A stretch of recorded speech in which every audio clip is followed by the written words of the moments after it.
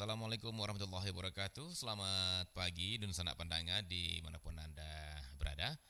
Terima kasih Anda masih bersama kami Perempat RRI Padang melalui FM 92,4 MHz ataupun melalui aplikasi RRI Play Go dan juga melalui rri.co.id.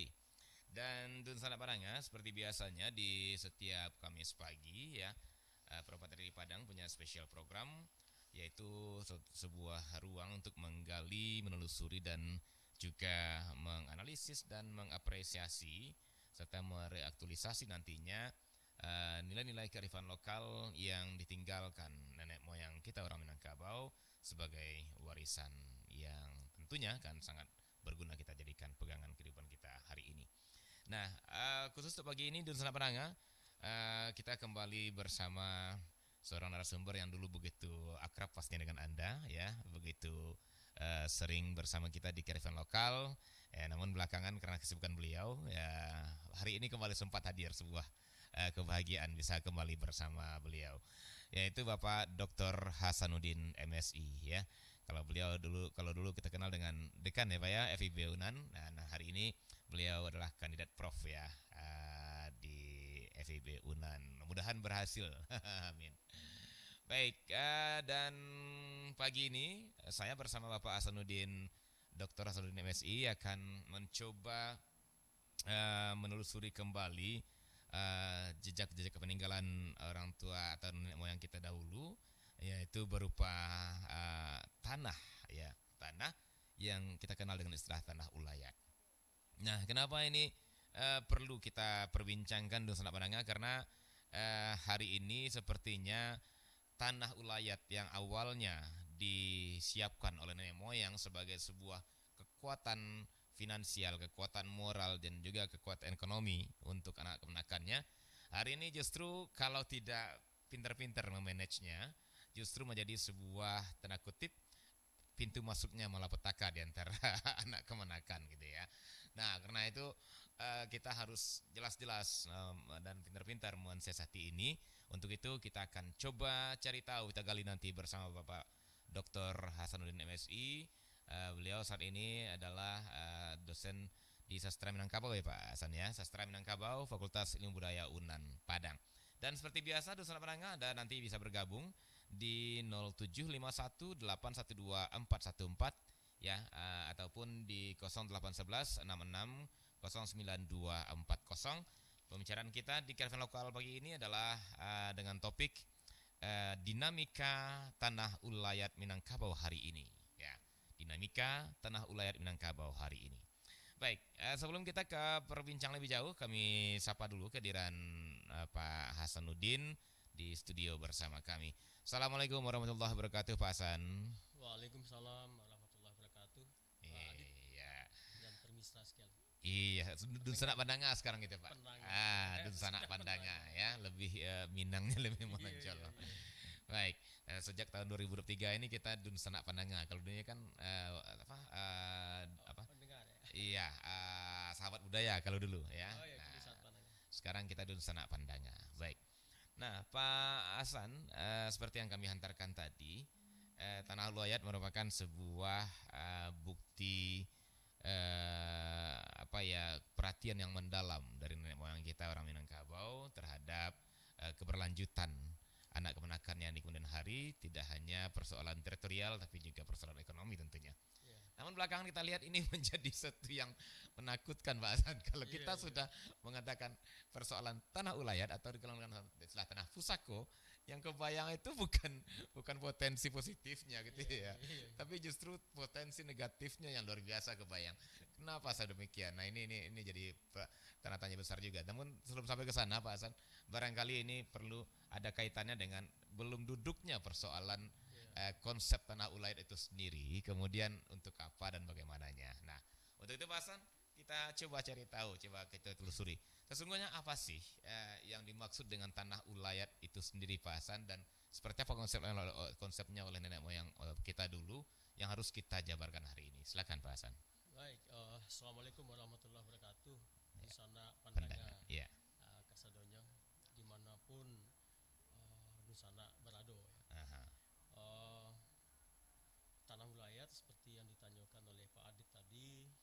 bisa kita kategorikan pada tanah adat ya. Secara umum di Indonesia akan disebut dengan tanah adat, dan di Minangkabau itu disebut tanah ulayat. Namun ada juga kategorinya ya. Tanah ulayat itu ada yang mengatakan tanah ulayat itu hanya milik nagari, sementara yang milik suku dan kaum itu disebut tanah pusako gitu. Nah, tetapi di dalam Perda nomor 8 tahun bukan nomor 8 tahun 2014 datalah, itu dibunyikan tanah ulayat itu ada empat kategori ya. Ada tanah ulayat rajo, ada tanah ulayat nagari, ada tanah ulayat suku, dan ada tanah ulayat kaum. Namun beberapa waktu yang lalu DPRD Provinsi Sumatera Barat juga sedang membicarakan rancangan perda tanah ulayat lagi gitu ya. Tanah ulayat yang ada beberapa revisi terhadap perda sebelumnya. Yang pertama saya lihat adalah tanah ulayat rajo itu tidak lagi muncul di perda rancangan yang baru. Kemudian dari sisi kepemilikan, kalau dulu disebut pemiliknya adalah, kalau tanah ulayat nagari rajo berarti adalah rajo atau pucuk adat. Kemudian tanah ulayat nagari dimiliki oleh kerapatan penghulu atau kerapatan adat. Tanah ulayat suku dimiliki oleh penghulu, dan tanah ulayat kaum dimiliki oleh mamak kepala waris. Ada kata dimiliki, tetapi atas nama seluruh anggota kaum kalau di tanah ulayat kaum ya. Tapi dalam revisi saya lihat itu tidak lagi disebut milik, tetapi adalah kepemilikannya adalah kolektif. Sesungguhnya rohnya sama ya, yang dulu, tetapi dulu itu memang dinyatakan bahwa pemiliknya adalah mamak kepala waris, penghulu, kerapatan nagari, kerapatan penghulu, dan rajo. Tapi sekarang tidak dimiliki secara bersama atau kolektif di bawah kepemimpinan. Itu bahasanya, kepemimpinan mamak kepala waris, penghulu, kerapatan penghulu, ketua-ketuakan di situ karena harus ada ketuanya kan, baru rajo. Jadi itu beberapa perihal tentang apa itu tanah ulayat atau tanah pusako, yang di dalam konteks itu disebut pusako tinggi gitu ya. Pusako tinggi. Jadi pusako tinggi itu adalah warisan dalam bentuk harta tidak bergerak, khususnya tanah. Tanah yang baik tanah yang belum digarap maupun yang sudah digarap, diwariskan turun temurun secara matrilineal atau garis ibu gitu. Pemiliknya siapa? Pemiliknya adalah seluruh anggota kaum kalau itu milik kaum. Kalau ulayat suku adalah seluruh anggota suku bersangkutan. Kalau wilayah nagari berarti seluruh anggota masyarakat nagari, tetapi representasinya adalah kerapatan adat atau kerapatan penghulu. Jadi diwarisi seperti itu turun temurun dari dulu nenek moyang kita sampai tidak ada batasnya sampai hari kiamat gitu ya. Iya, sampai akhir zaman gitu. Itulah pemiliknya. Ya, lalu itu cara sepertinya sebuah kearifan lokal bagi masyarakat Minangkabau sejak dulu, bagaimana mereka mempertahankan kehidupan dan kelangsungan hidup anak cucu mereka gitu. Jadi mereka menggali, mencancang latih, artinya dia membuka hutan Manaruko dengan tambilang basi istilahnya. Kemudian ada juga yang mungkin datang belakangan, tetapi karena harta tanah sudah dimiliki semua banyak orang, lalu dia beli. Itu disebut tambilang ameh, lalu diwariskan turun temurun sampai sekarang. Begitulah kira-kira itu tanah adat atau tanah ulayat yang ada di Minangkabau. Dia berbeda dengan tanah milik pribadi. Milik pribadi. Kalau tanah ulayat diwariskan turun temurun berdasarkan garis ibu. Lalu tanah pribadi itu sejak orang Minangkabau sudah menganut agama Islam, adat masih di syarak pasal di kitabullah, maka tanah pribadi diwariskan kepada anak atau sesuai dengan ketentuan faraid. Jadi ada ayah dan ibu kalau masih hidup, dan suami atau istri, lalu anak-anak mereka. Jadi ada 3 generasi saja pewarisnya. Itu dalam hal harta waris yang merupakan hak milik pribadi. Lalu ada pula yang dikenal dengan harta pusakoranda. Orang kadang-kadang salah kaprah juga menjelaskan bahwa katanya harta pencaharian milik pribadi itu disebut harta pusakoranda. Iya, selama ini begitu. Sesungguhnya salah. Kalau pusakoranda, ada pusako tinggi, berarti yang rendah itu gak ibarat tanaman ya, tumbuhan, dia akan berpotensi jadi tinggi kan. Betul. Jadi artinya kalau dia berpotensi menjadi tinggi, berarti harta pusako randa itu diwariskan berdasarkan garis ibu pula nantinya gitu, garis matrilineal pula gitu. Jadi bisa juga seperti ini. Misalnya taruhlah seseorang dengan satu keluarga, suami istri, lalu punya harta bersama, lalu dia wariskan kepada anak-anaknya, tapi dengan amanah atau dengan kesepakatan oleh anak-anaknya, para laki-laki biarlah kita serahkan untuk yang perempuan. Banyak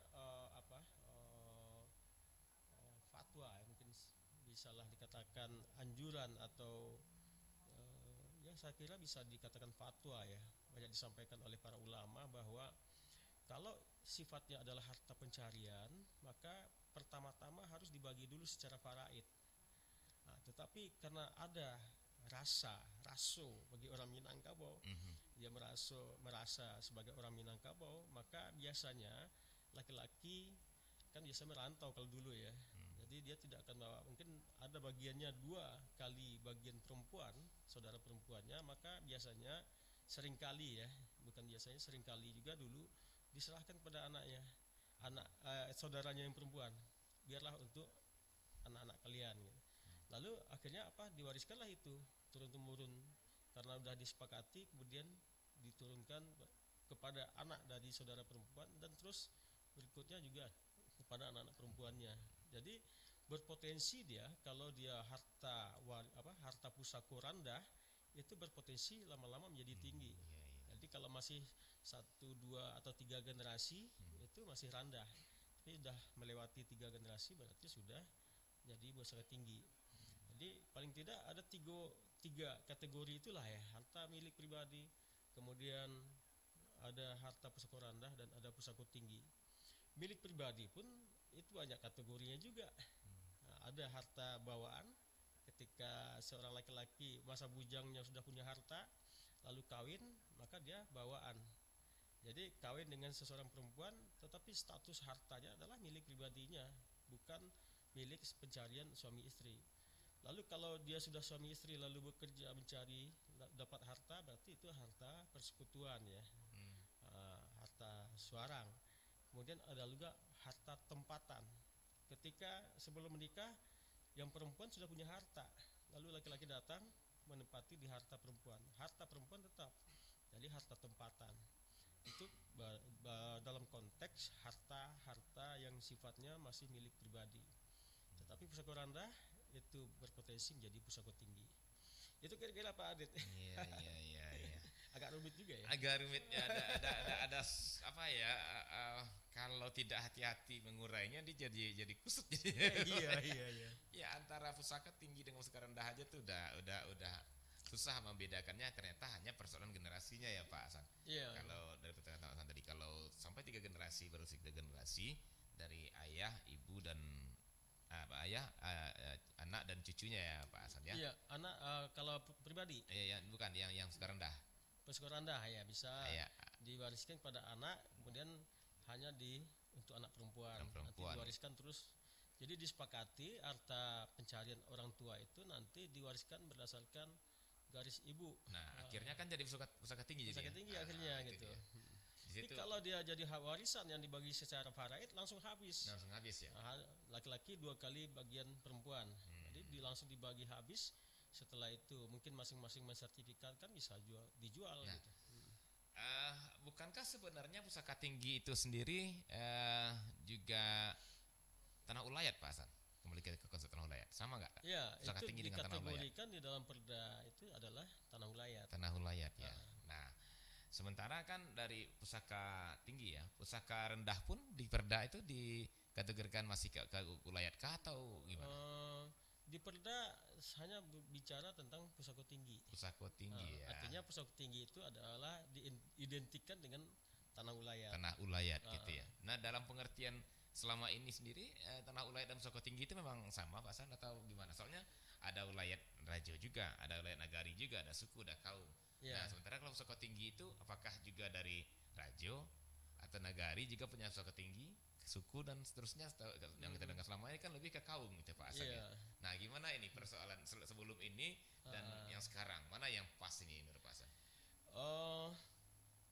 Kita mungkin apa ya?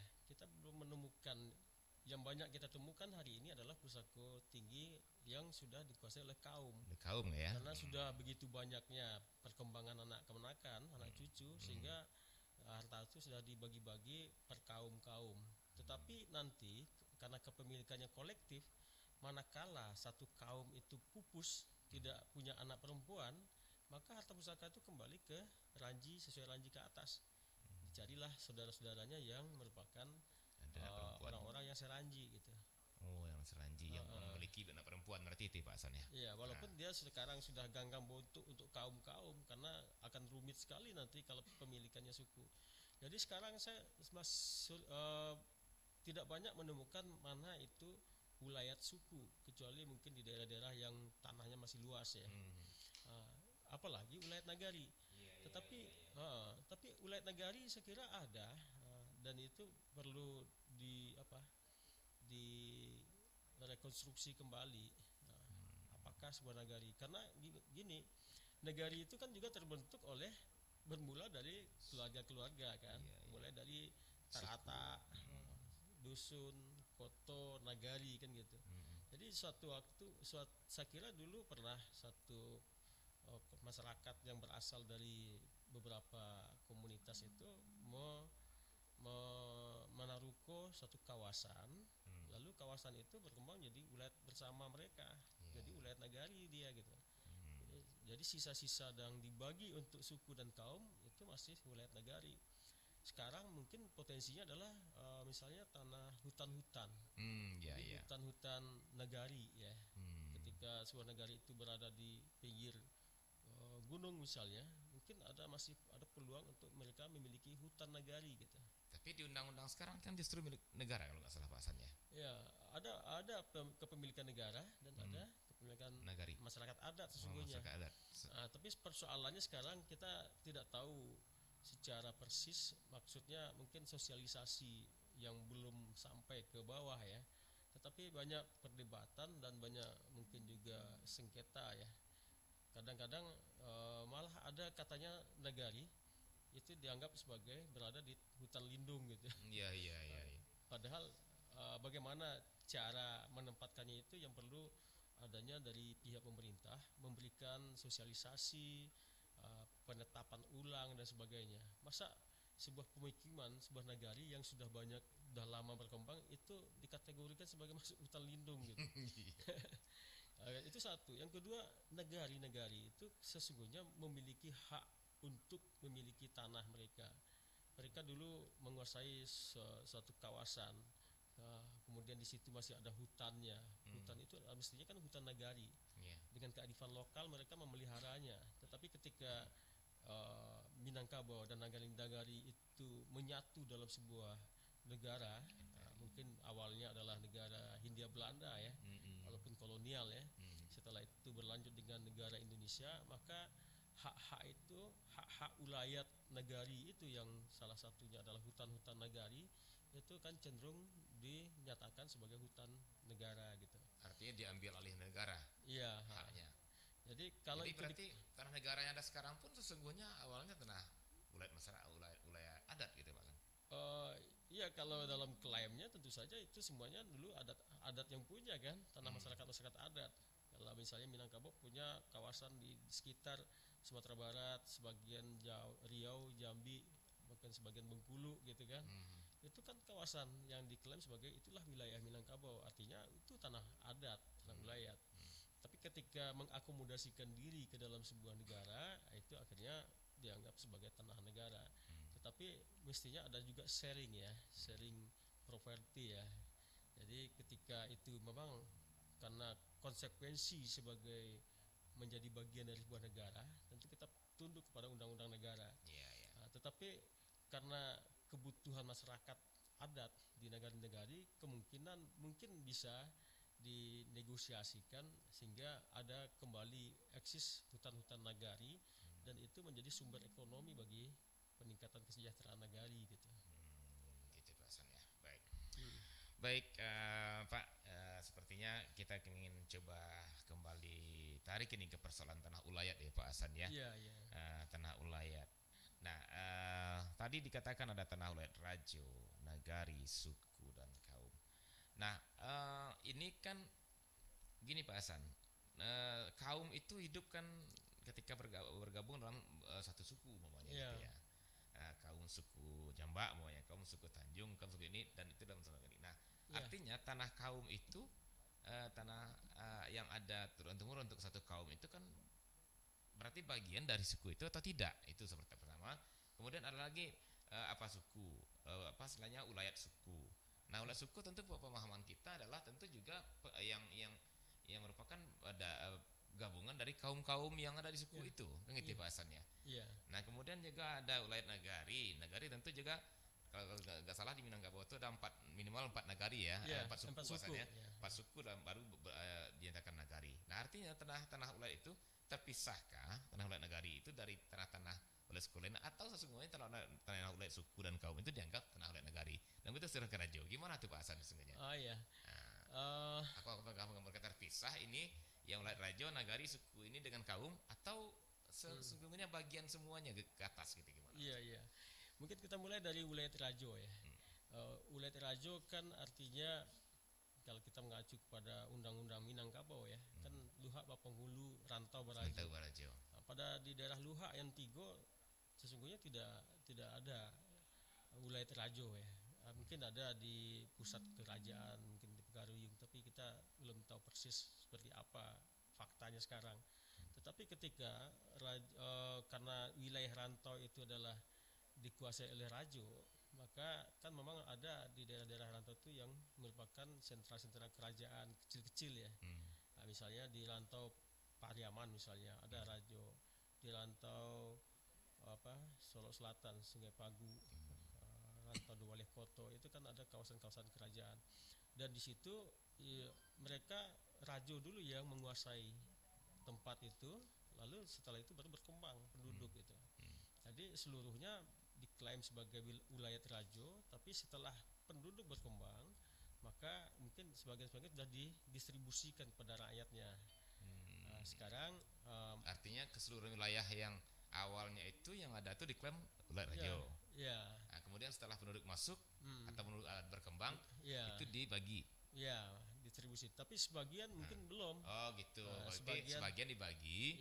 Sebagian masih tinggal sebagai dan itu memang hak penuh pemilikan otoritas rajo gitu. Oh, itu ya raja ya, penguasa di saat itu ya wilayah itu. Lalu wilayah nagari seperti apa? Mungkin mirip seperti itu juga, tapi sifatnya lebih demokratis kan. Kalau rajo itu jelas aristokratis, monarkis misalnya. Tapi yang nagari itu lebih banyak kecenderungannya adalah nagari Bapanghulu, artinya itu lebih ke arah demokratis. Jadi ketika mereka misalnya taruhlah 4 suku mengembangkan suatu daerah, membuka daerah baru, lalu mereka nanti membaginya bersama. Jadi ada sisa dari pada sebagian nagari masih ada sisa yang mereka belum bagi. Jadi masih kolektif milik nagari gitu.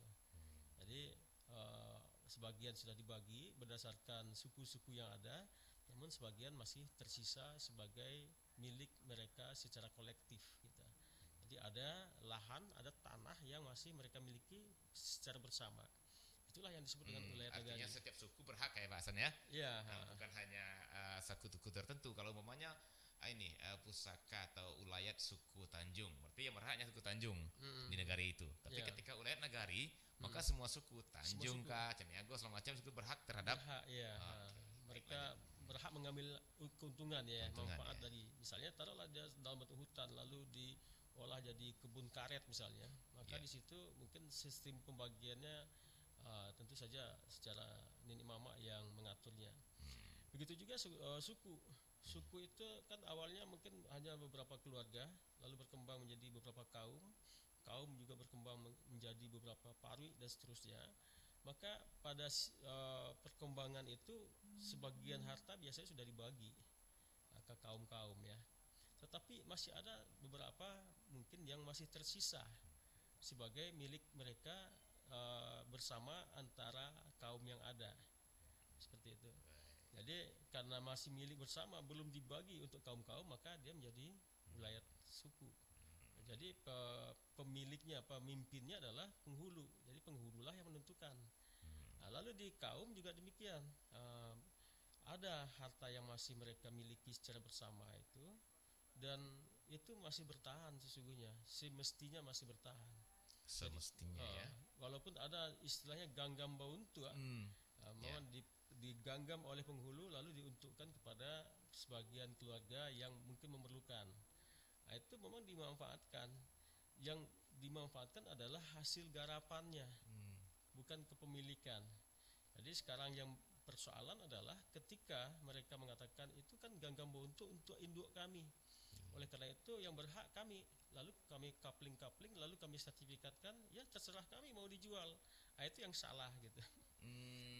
Ya, disinilah sebenarnya ya Pak Hasan ya. Kalau kita mau menarik benang merah hari ini gitu ya, kita topik kita dinamika ulayat Nangkabo hari ini sesungguhnya di Ganggam Bauntua ini yang banyak persoalan sebenarnya ya. Mereka memahami bahwa Ganggam Bauntua itu kan sudah diberikan. Lalu ada kalimatnya, nenek mama kita terdahulu sudah sangat arif bijaksana, membagi secara adil, bahwa ini untuk kamu, ini untuk kamu gitu. Mengapa sekarang dikatakan itu bukan milik kami gitu? Lalu yang telah kami bangun rumah itu apakah bukan milik kami? Ketika kita coba jelaskan bahwa itu tetap milik kaum. Tetap milik kaum, bahwa ketika itu maknanya adalah ketika misalnya satu keluarga itu pupus, itulah meninggal, tidak ada lagi pewaris, itu tidak boleh dijual juga, tetap tidak boleh dijual, tapi dia akan menjadi kembali ke kaum yang lain gitu. Seperti itu. Baik, nah mulai kelihatan Pak Hasan. Jadi sebenarnya persoalan ketika orang bilang di Sumatera Barat susah sekali untuk berhubungan dengan tanah kan gitu ya. Iya. Anak pas selama ini kan gitu ya. Apa ya, katakanlah rumor atau apa, jangan investasi Sumatera Barat lah gitu ya. Karena tanahnya rumit semacam karena ulayat semacam. Berarti bukan ulayatnya bermasalah sebenarnya, tapi Ganggam Bauntuanya ini sebenarnya. Baik, kita ke telepon dulu Pak Hasan. Sebenarnya ada yang ingin bergabung. Iya. Halo, assalamualaikum warahmatullahi wabarakatuh. Waalaikumsalam warahmatullahi wabarakatuh, Mbak Dit. Iya, ini dengan apa ya, Nimel ya? Iya. Oke, Nimel di Belimbing. Oh, tetangga Pak Hasan nih, Pak Hasan. Iya. Ini Pak Hasan, Pak. Iya, Pak Hasanuddin, warga Belimbing juga nih, Nimel. Silakan Nimel. Selamat pagi Pak Hasan. Selamat pagi Bu Nel.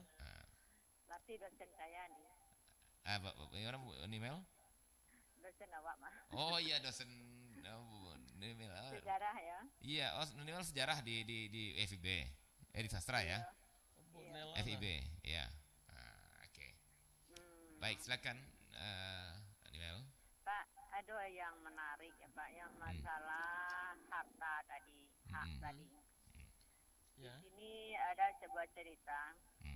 Ceritanya sih tepat, tapi terjadi pada kaum saya. Yang datang dahulu memiliki yang luas.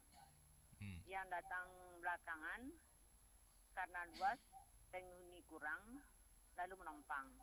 Dari menempang tadilah memiliki. Diminta susah.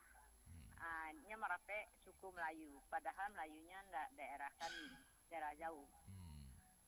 Jadi yang lain lagi maklum saja masa lalu itu mama kan mudah gadai menggadai. Nah, digadaikan, ditebus, nggak mau dia. Sayangnya mamaku mengambil saksi dari pihak lain, tidak dimasukkan pihak kami satupun. Risiko mengalami kesulitan. Jadi yang ketiga ada Pak ya, masalah pembagian harta. Kalau harta tinggi, harta hak suara, harta rendah, terjadi bila tidak ada anak perempuan, hanya anak laki punah. Bila disertifikatkan menjadi harta rendah, maka bisa anak dari anak laki-laki ini memiliki atau tidak. Dan juga ada lagi masalah karena pembagian tadi, ya bertemu dari penjelasan apa. Karena sudah dibagi, lalu kan punya den. Pak atau den kada jual kemana? Ini di mana nih Pak? Bagaimana kitanya yang lebih dapat? Karena ini adalah skopnya nasional. Mudah-mudahan orang yang mendengar, karena banyak peminat RI ini secara mendengarnya, mudah-mudahan mereka itu menjadi sadar. Ya Pak ya. Mohon penjelasan. Ucapan terima kasih Muti. Baik, Nimel. Assalamualaikum warahmatullahi wabarakatuh. Waalaikumsalam warahmatullahi wabarakatuh. Terima kasih Nimel, Tebu Mel di Belimbing ya. Jadi ada 3 pertanyaan nih Pak Hasan ya. Menarik juga. Ada persoalan yang awalnya besar, kemudian ada Malako juga Pak Hasan ya. Ada Nenek Mama juga. Dan kemudian juga ada persoalan dagang untuk tadi juga nih sepertinya. Oke, silakan Pak Hasan. Yang pertama soal yang datang dulu dan kemudian ya. Iya, dulu dan kemudian. Jadi yang datang dahulu dan kemudian itu kan kalau datangnya kemudian bisa membuka lahan baru, tidak masalah, artinya sama ya. Tapi ketika yang datang dahulu menaruko, kemudian ada datang kemudian itu menempel ya, melakok ke suku yang sudah ada, maka tentu saja hak-hak mereka itu berbeda ya. Jadi kalau dia melakok, dia mungkin diberi sebagian tanah untuk tempat tinggal mereka, dan tentu saja itu tadi perbedaannya adalah luas dan pembagiannya itu berbeda ya. Tapi persoalan yang sering muncul adalah yang datang belakangan ini menguasai. Ketika yang duluan itu mungkin komunitasnya sedikit ya, sementara yang datang belakangan yang melakok ini banyak, maka dia cenderung ingin menguasai. Itu terjadi, dan itu salah satu bentuk pelanggaran terhadap ketentuan hukum adat tanah ulayat gitu ya. Jadi itu memang banyak terjadi seperti itu. Jadi persoalan yang dulu dan yang kemudian. Itu yang kedua adalah persoalan ini mama nih Pak Hasan ya. Jadi karena memang tadi kan di Undang-Undang Lama nggak salah kan di pemiliknya nih mama ya. Berarti kalau di KU mama kepala waris barangkali ya. Nah, mama. Nah, karena undang-undang kan pemilik, nah ini dia semaunya berjual gitu. Jadi itu persoalan itu sejak zaman kolonial sesungguhnya. Jadi sebelum kolonial itu sepertinya aman-aman aja gitu. Karena apa? Ada pertama, kolonial sudah memperkenalkan ekonomi uang. Jadi ketika para nenek mama sudah, orang Minang ya secara umum sudah mengenal uang, maka dia sudah berpikir bahwa harta itu bisa dinominalkan. Kalau sebelumnya kan tidak ada sistem belanja orang, kan sistem barter. Nah, jadi itu satu. Yang kedua adalah ketika para mama-mama ini mulai diberi ke kuku oleh kolonial. Jadi para penghulu saja, karena dia mau diperalat oleh pemerintah kolonial, maka penghulu itu harus pakai SK. Makanya penghulu basure istilahnya dulu ya. Jadi penghulu masa diangkat, padahal diangkat oleh pemerintah. Padahal menurut adatnya kan penghulu itu non membusek dari bumi, dipilih oleh masyarakat kaumnya. Tetapi ketika penghulu itu mungkin tidak bisa dijadikan alat oleh para pemerintah kolonial, maka dia angkatlah para penghulu-penghulu yang berpihak kepada kolonial, yang nanti akan dipaksa untuk mencari upeti, mencari pajak untuk kepentingan pemerintah kolonial gitu. Jadi lahirlah para penghulu-penghulu yang nakal ini gitu. Nah, itu yang akhirnya terus berlanjut sehingga penghulu yang nakal ini menggadai, menjual ya. Kemudian itu juga saya kira mengapa Perda yang nomor 8 tahun 2014 itu harus direvisi, saya kira seperti itu juga. Ada pemilik di situ. Kata-kata pemilik ya Pak Hasan ya. Jadi kalau misalnya mama kepala waris adalah pemilik harta pusaka kaum, walaupun ada penjelasannya adalah berdasarkan kesepakatan seluruh anggota kaum, tetapi karena ada pemiliknya ini itu berpotensi memang banyak kejadian memberikan ruang ya Pak. Iya. Akhirnya dia menggadai, menjual, dan itu sesungguhnya tidak boleh terjadi. Jangankan yang laki-laki, yang perempuan pun sesungguhnya tidak boleh menggadai, menjual, karena ada ungkapan Pak Adit dijual tidak makan bali ya. Nah, digadai tidak makan sando. Itu prinsip yang ditanamkan oleh nenek moyang kita dulu, bahwa harta pusaka itu kalau dijual tidak dimakan bali, artinya tidak bisa dibeli gitu ya. Karena begitu ketatnya kaum untuk menjaganya. Kalau digadai pun demikian. Tetapi ketika sekarang sudah secara diam-diam atau karena kekuasaan para pemilik mama itu, akhirnya terjadilah gadai-gadaian dan lain-lain. Ini juga berhubungan dengan pertanyaan email tadi seperti yang Pak Hasan. Ya. Jadi ketika nenek mama sudah menggunakan tanda kutip kekuasaannya gitu ya, katakanlah kepala waris, dan dia menggadai, menjual, bagaimana anak kemenakan di sini? Bisa nggak kita menuntut katanya? Bisa nggak kita menggugat? Katakan demikian. Yang dijual, digadai ini. Dan apa jalurnya? Sesungguhnya sangat bisa. Karena kepemilikan itu kolektif.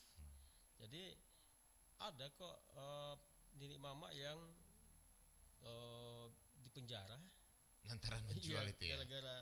Gara-gara menjual artinya mengklaim itu miliknya, lalu menghilangkan nama keponakan di dalam ranji. Kan ketika mau disertifikatkan orang tanya, ini tanah siapa? Tanah keluarga saya atau tanah saya atau kaum saya. Lalu lihat mana ranjinya, diolahlah ranji ini sehingga tidak kelihatan lagi yang sebagian mungkin ya. Nah, ketika yang dihilangkan dalam ranji itu menuntut, ini pemalsuan kan? Ada kok. Ada bahasanya. Jadi bisa ya, bisa diperkarakan gitu bisa. ya.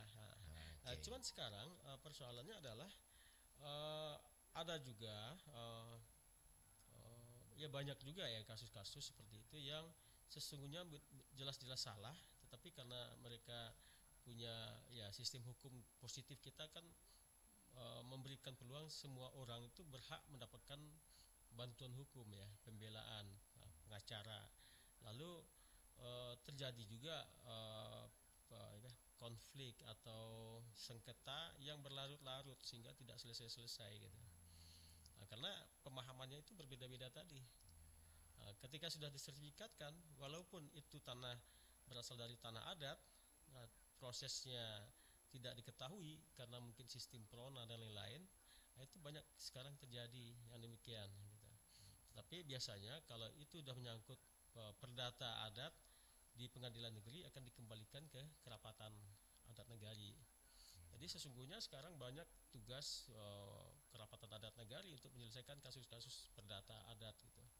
Dan itu memerlukan ini juga sumber daya manusia yang mampu, di antara ninik mama para penghulu di KAN itu yang mampu menyelesaikan itu secara dengan paradigma hukum adat yang benar gitu. Kalau tidak, tentu saja tidak akan pernah selesai gitu. Iya, kan ujung-ujungnya lari ke wajah hijau gitu ya. Iya. Baik. Nah, Pak Hasan, sekarang kita kembali ke soal ulayat tadi ya, atau katakanlah kita sepertinya memang tergiring masuk ke pusako tinggi nih, sepertinya Pak Hasan ya, karena memang di Minangkabau sepertinya pemahaman ulayat itu tuh lebih ke pusako tinggi, sepertinya betul Pak Hasan. Nah, tapi ada satu pertanyaan email yang belum terjawab tadi. Ada pusako randah katanya Pak Hasan ya, dan itu apakah berhak anak dari anak laki-lakinya untuk memanfaatkannya atau untuk mendapatkan warisan itu, gimana? Jadi itu tadi pengertian pusako randah yang dimaksud oleh Bu Nel ini apa? Apakah yang disebut sebagai harta pencaharian orang tua tadi? Tapi kalau yang kita sebut itu pusako randah, kita sudah ketahui tadi bahwa ada sebuah harta pencarian suami istri lalu ketika mereka meninggal dia wasiatkan.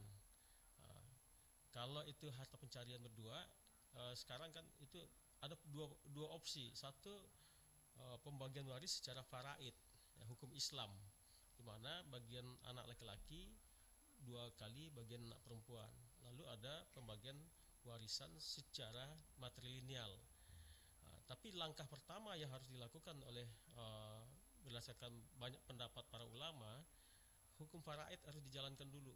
Jadi ketika orang tua kita meninggal dua-duanya, maka harta pencarian mereka harus dibagi secara faraid, dengan yang akan berlaku adalah bagian anak laki-laki menjadi 2 kali bagian anak perempuan.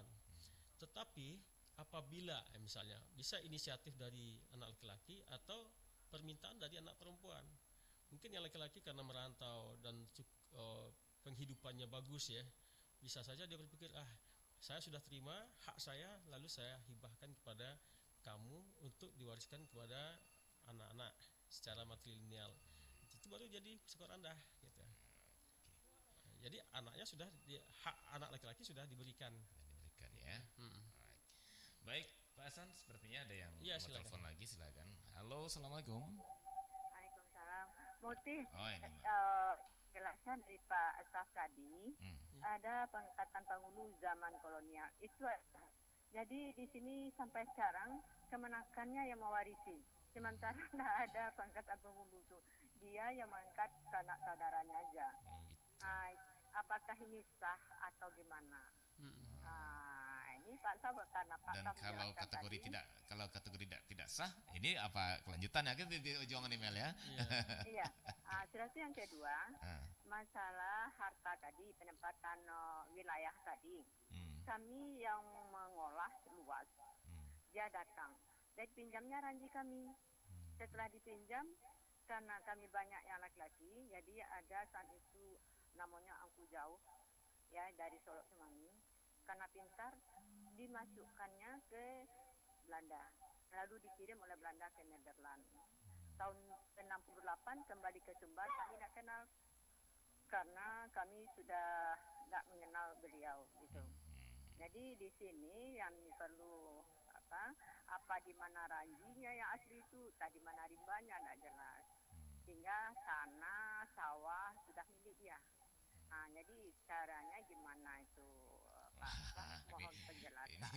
Ini konsultasi nih, Pak. Iya. Baik. Ini apa-apa. Barang di tempat lain mungkin terjadi juga. Iya, betul nih, Mel. Betul. Idanya ada penjelasan, pencerahan dari RRI. Iya, baik nih, Mel. Waalaikumsalam warahmatullahi wabarakatuh. Iya, kalau saya senang ada seperti ini. Jadi studi kasus kita langsung ya. Jadi artinya kita buatkan konsultasi tadi itu karena kasus, gitu ya. Tapi tidak salah nih, Mel, dan bahkan baik. Seperti bilang tadi, contoh bagi yang lain ya. Menarik, Pak Hasan. Dua pokok juga nih sepertinya. Pertama, penghulu Pak Sure gitu ya. Tapi diwariskan turun-temurun sampai sekarang. Nah, ini gimana ini? Kedudukan kepenguluannya bisakah digugat ini ke KAN atau gimana untuk mengambil kembali ke yang berhak gitu ya, Pak Men gitu. Jadi warisan Sako berarti ya, jabatan penghulunya. Iya, sepertinya seperti itu Pak Hasan. Jadi kan tadi ada Pak Hasan, silakan penghulu Pak Sure ya. Yang diangkat, Nimel bilang tadi kan ada penghulunya yang diangkat oleh kolonial, bukan diangkat oleh kaumnya, kan gitu ya. Dan sampai sekarang lucu, masih diturunkan oleh kemenakannya gitu ya. Nah, ini gimana? Apakah ini harus dibiarkan saja atau perlu dipertanyakan dan diluruskan atau harus diluruskan sesungguhnya. Dan seperti apa cara meluruskannya, kan gitu ya? Ya, artinya memang agak komprehensif ya, luas untuk persoalan seperti itu. Sama juga dengan perdebatan sekarang soal raja. Raja Minang itu apakah dia punya putra mahkota? Ternyata yang khas Minang itu bukan anaknya yang pewaris raja, tetapi adalah kemenakannya gitu. Jadi kalau ada orang berpikir bahwa bapaknya raja lalu dia menyatakan bahwa dialah penerusnya, itu jadi salah. Itu bukan Raja Minangkabau. Raja Minangkabau adalah tetap matrilineal gitu. Oh gitu ya. Itu bedanya raja di Minangkabau dengan raja di Jawa, di Batak, di Kesultanan, di Melayu dan lain-lain. Gitu. Yang kedua tadi persoalan apa tadi? Persoalan anak tadi juga Pak Hasan, anaknya kan laki-laki ya. Oh iya. Dan Kemudian harta pencarian, harta pencarian diambil oleh keponakan. Iya, diambil. Itu rebutan memang ya. Anak dengan keponakan itu kadang-kadang salah kaprah. Ketika misalnya dia punya mama, lalu harta pencarian mamanya itu dikatakan hak mereka. Ketika mamanya meninggal dia rampas. Itu salah. Padahal mamanya cuman mengurus jatuhnya ya Pak Hasan ya. Makanya di situ mesti jelas mana yang hak, mana yang bukan ya. Ketika seseorang laki-laki suami istri mencari, berusaha lalu punya harta waktu dia menikah, itu harta pencaharian mereka. Harta pencaharian. Harta pencaharian wajib diturunkan, dibagi secara faraid untuk anak-anak mereka gitu. Kecuali harta pusaka, misalnya mamanya tinggal di harta pusaka mereka. Ketika ada kasus misalnya ketika mamanya perlu tanah garapan untuk kehidupan mereka, lalu diberilah, coba silahkan mama buatlah di sawah yang di Sinan gitu. Tetapi ketika dia meninggal maka tanah itu kembali ke keponakan, karena memang yang digarap adalah tanah pusako. Tapi kalau harta pencariannya tidak boleh. Jadi jangan bacampu atah jubare kan gitu. Iya. Makanya di situ anak di pangku keponakan dibimbing. Anak di pangku pencarian itu hak anak-anak dan istrinya. Jangan sampai itu diambil oleh keponakan. Atau sebaliknya gitu ya. Dan sebaliknya, anak dibimbing je pusako nggak boleh diambil untuk anak-anak kecuali atas izin kaum dengan garapan. Jadi menggarap, lalu hasilnya kita ambil, sewanya tetap dibayar kepada kaum. Jadi dikeluarkan sewa terhadap tanah tersebut, kecuali ada kesepakatan karena diangkat jadi penghulu, karena penghulu akan mengurusi anak keponakannya, ya silahkan buatlah seumur mama gitu. Nah, jadi ketika mama meninggal ya sudah kembalikan ke keponakan. Tetapi dalam beberapa kasus justru pada saat itu ada upaya-upaya untuk pengambil alihan oleh anak-anak seringkali. Ya misalnya saya pernah juga ketika bapak saya jadi seorang penghulu, kemudian dia punya ada garapan dari tanah pusaka, itu beberapa orang dari masyarakat katakan, Yong, mintalah selagi ayah masih duit sertifikatan kini.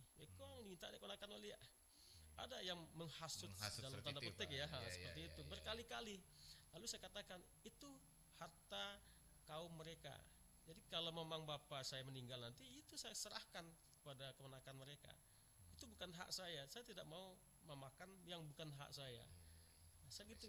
Tapi kasus yang seperti itu banyak terjadi. Dan sekarang banyak dirikan banyak sekali. Iya, dan itulah sebenarnya yang kita ilustrasikan dari awal Pak Hasan ya. Sesuatu yang diwariskan sebenarnya untuk kebahagiaan, untuk kesejahteraan, tapi justru pada akhirnya jadi malapetaka ketika ini tidak lagi didudukan di tempatnya Pak Hasan. Baik, pembicaraan kita menarik sekali Pak Hasan, dan tapi sayang ya waktu sudah membatasi kita sampai di ujung. Nah, tapi sebelum berpisah Pak Hasan, satu pertanyaan aja Pak Hasan. Ini yang apa juga hari ini yang banyak juga kasus. Ketika umpamanya negara membutuhkan tanah ulayat tersebut, katakanlah tanah pusako tinggi kaum, suku dan sebagainya, tentu negara akan ganti rugi ya Pak Hasan ya. Artinya ini mau tidak mau kan melanggar yang pertama tuh. Yang Bali Juan tak dimakan Bali, Gadai tak makan Sando. Nah, satu. Artinya sudah melanggar kepada klausa istilahnya atau apa ya, komitmen awal. Yang kedua, kalau itu pun tetap karena ini kebutuhan publik, kebutuhan warga negara gitu ya, sehingga negara harus mengambil itu. Katakanlah contoh jalan tol sekarang begitu ya, atau waduk atau selama yang lain gitu ya, irigasi dan sebagainya untuk kepentingan publik, dan itu harus lewat tanah itu gitu ya. Nah, ketika menjadi rupiah gitu ya, menjadi ganti rugi itu, ini gimana pengelolaannya seharusnya? Mungkin ya walaupun singkat, silakan Pak Hasan.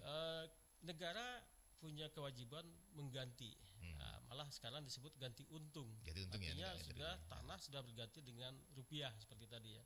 Yang wajib mengelolanya dengan baik itu kan adalah para nenek mama dan masyarakat, anggota kaumnya. Bagaimana uang itu harus dimanfaatkan kembali. Ada yang menuntut dibagi rata, itu tidak boleh. Yang tanggung jawab para seorang mama atau penghulu itu adalah bagaimana itu kembali menjadi harta yang bisa diwariskan kepada anak cucu. Kita yang hidup hanya boleh sebagian. Kalau dalam bentuk harta ya hasil garapan silahkan dimanfaatkan oleh yang hidup, dan sisanya yang esensinya tanahnya harus diwariskan kepada anak cucu. Lalu sekarang sudah dalam bentuk uang, maka kalau saya menyarankan 50% itu harus diganti dengan tanah yang baru atau apapun bentuknya. Kalau ada yang bisa mengelola, misalnya dapat banyak, misalnya 1 miliar, 2 miliar, bisa nggak buat perusahaan, ada potensi sumber daya di situ, jadi perusahaan itu jadi perusahaan kaum gitu. Oh, perusahaan kaum, temurun juga ya. Jadi 50% itu mesti menjadi aset yang bisa diwariskan pada anak cucu, karena anak-anak cucu yang belum lahir itu punya hak di sana.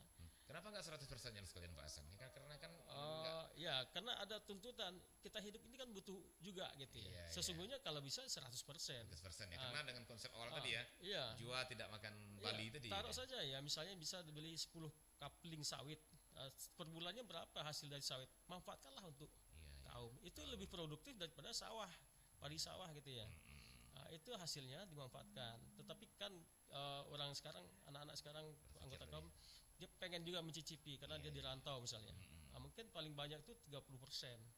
20% adalah 10% untuk seluruh kaum, 30% untuk anggota Ganggam Bontua, dan 10% untuk infak, wakaf, hibah dan segala macam. Kalau mau kaum itu mendirikan surau suku, disitulah dimanfaatkan. Jadi harus ada yang tetap diwariskan kepada anak cucu. Jangan sampai hak anak cucu kita yang belum lahir itu sudah kita habiskan saat sekarang. Itu tanggung dosanya gitu. Tanggung dosanya. Iya. Dosa adat ya. Iya, dosa adat dan juga sesungguhnya dosa spiritual. Oh iya, juga. sampai ke sana ya Pak Hasan ya. Kan dalam agama nggak ada persoalan itu ya. Dalam agama kan ada harta persekutuan istilahnya kan. Itu kan dianggap harta persekutuan milik bersama. Apalagi sudah dulu nenek moyang kita tidak menyebutnya itu ada undang-undang tanah wilayah kan nggak ada. Tapi mereka ada persumpahan gitu. Persumpahan gitu, bahwa itu harus diwariskan kepada anak. Jangan kamu mengurangi, kan tidak bisa menambah, jangan mengurangi. Nah kan gitu. Nggak dijual tidak makan Bali, digadai tidak makan sandu, itu artinya ya tidak boleh digadai, dijual. Jadi konsepnya seperti Pak Hasan bilang tadi ya. Hasilnya yang diproduksi silahkan. Hasil garapannya silahkan manfaatkan. Tapi yang barangnya seperti tanah itu harus diwariskan. Harus tetap ada utuh. Kalau bisa ditambah, kalau nggak bisa menambah jangan mengurangi gitu. Itu bahasa pesan orang tua. Jadi itu juga mungkin anekdotnya ya. Ketika kan ada juga bahasan. Ketika ada seorang mendirikan rumah nih di tanah pusaka orang lain atau macam, dia bilang silakan bawa rumahnya, tinggalkan tanahnya gitu. Iya, kaba pai kebangan tinggal. Iya. Jadi mereka tidak punya sanksi-sanksi dalam bentuk hukum-hukum positif seperti sekarang, tetapi mereka katakan kalau tanah pusaka itu disalahgunakan, kate hendak berpujok, ke bawah hendak borek, di tengah digiriak kumbang gitu. Itu sumpah mereka. Dan kita banyak melihat ya ketika menyalahgunakan harta pusaka itu biasanya orang-orang tidak hidupnya semakin sengsara gitu. Beli kendaraan. Kalau seandainya udah kesepakatan kaum di saat itu, di titik itu gimana tuh Pak Hasan? Ya boleh saja kesepakatan. Kesepakatannya kalau benar tidak apa-apa. Kalau kesepakatan itu salah, itu tetap salah kolektif ya. Berjamaah mereka buat kesalahan. Kalau kesepakatan umpamanya ya daripada ini belakang hari kan kadang-kadang kan ada perpemikiran seperti itu gitu ya, itu dengar. Karena dia namanya merantau, udah saling nggak kenal selama macam, nanti daripada belakang hari saling gontok-gontokan, saling berantem anak kemenakan gitu ya. Nah dibagi dari sekarang dan silahkan dialokasikan masing-masing. Nah, gimana tuh Pak Hasan? Kasus itu saya hadapi sekarang. Jadi ada satu peta tanah yang masih belum kita bagi per kaum. Artinya masih suku juga tidak, tetapi karena saya ada pada Ranji itu, maka saya katakan tidak dibagi. Kalau mau dibagi juga itu tadi 30% silahkan bagi, 50% bagi. Tapi kalau tidak juga maka silahkan bagi ketika saya tidak lagi jadi penghulu. Saya tidak mau mempertanggungjawabkan itu secara moral, secara adat, secara spiritual juga pada anak cucu di akhirat nanti, saya katakan. Jadi mau prosesnya penggantian yang baru bisa, hari ini juga bisa.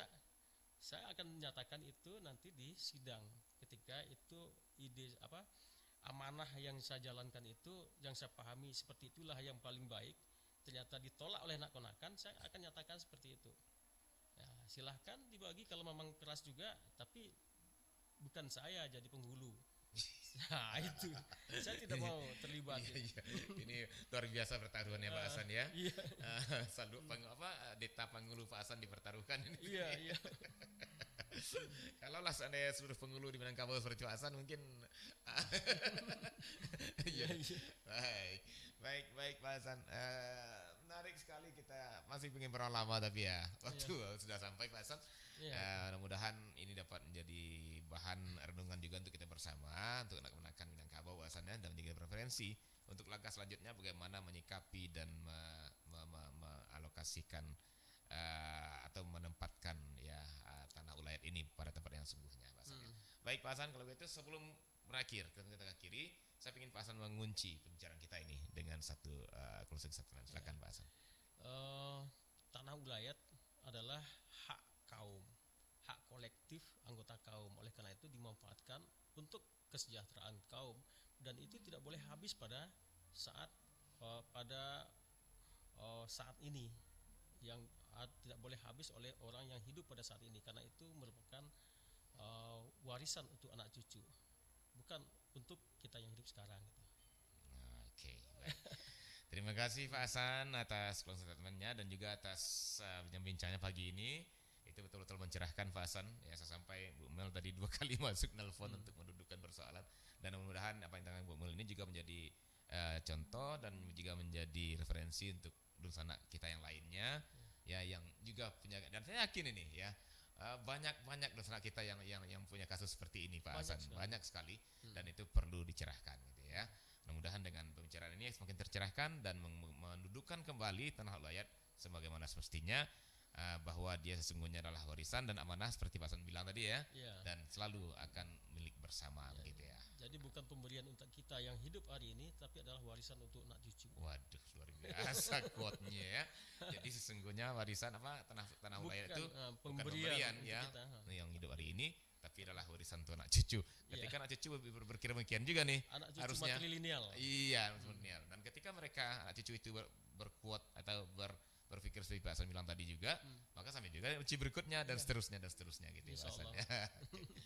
Baik Pak Hasan, sekali lagi terima kasih Pak Hasan ya, sudah lama nggak muncul, datang seling muncul langsung grup dengan kasus ini. Terima kasih. Mudah-mudahan di lain waktu Pak Hasan masih punya waktu untuk kita di sini di Kearifan Lokal, dan kita akan bahas terus ya tentang Kearifan Lokal kita di Minangkabau ini. Terima kasih lagi Pak Hasan, dan mohon maaf saudara pendengar, sampai di sini acara Kearifan Lokal Sumatera Barat kita pada pagi hari ini dalam topik dinamika tanah ulayat Minangkabau hari ini. Mudah-mudahan bermanfaat untuk kita bersama, dan sampai jumpa di Kearifan Lokal berikutnya.